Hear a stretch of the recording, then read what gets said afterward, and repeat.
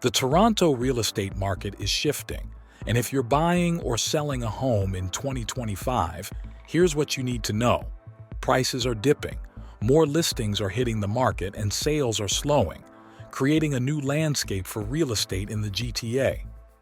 According to the latest Toronto Regional Real Estate Board report, the average selling price in March 2025 was just over $1.09 million, a slight 2.5% decrease from last year.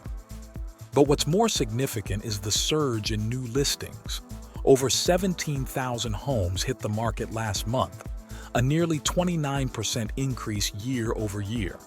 That means buyers now have more options, less competition, and potentially more negotiating power. For sellers, this changing market means pricing strategy is critical. Overpricing could lead to longer days on the market, while well-positioned homes will still attract serious buyers. Home sales, however, are down by 23%. Higher mortgage rates and economic uncertainty are making buyers more cautious, with many waiting for further price drops or lower borrowing costs before making a move.